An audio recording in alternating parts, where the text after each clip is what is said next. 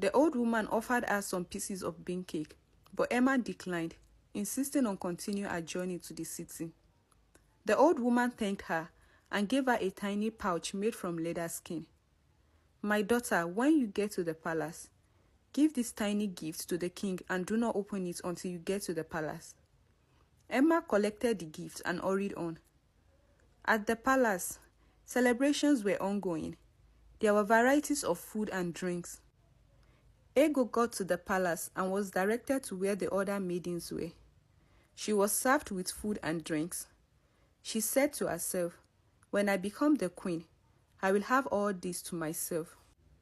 Late in the evening, the king announced, "Close the gates to the palace and let the event begin." Emma was about to enter the palace. She begged the palace guard and they allowed her in. She was the last maiden to enter and she was so happy she made it in. The king then told everyone, "I have a surprise for you all tonight. Every one of you will present any gift you have brought from your village, and I will give you more." The first maiden went, and she gave the king a loaf of bread. The king thanked her and gave her tubers of yam in return.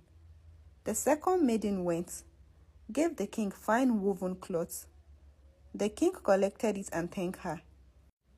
In return, he gave her a basket of fine clothes. It was Ego's turn.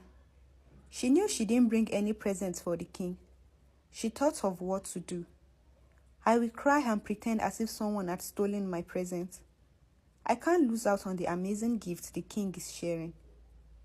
Ego began to cry and shout, "Someone has stolen my present! Someone has stolen my present!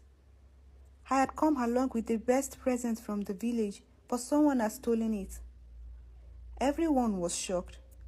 Some maidens were saying, "But we didn't see her with any gift. She must be lying." The king told Ego not to worry. He gave her a basket of food and clothes. She was so happy her plan worked. Finally, it was Emma's turn. She was the last maiden.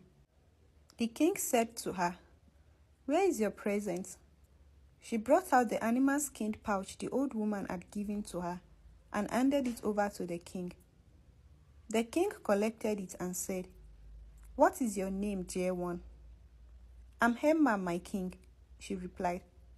The king smiled and said, "Behold your new queen, Queen Emma. It would make me very happy if you would be my wife." The king narrated how he had tested all of them, and they failed. Only Emma passed. Emma agreed to marry the great king.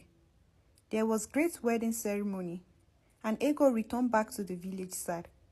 She narrated to their father how she had refused to help the old woman, and she learned her lesson.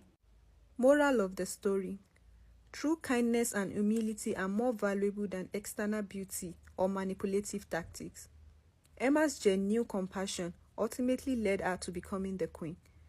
Thank you so much for watching, and I hope you enjoy it. Kindly subscribe, and do not forget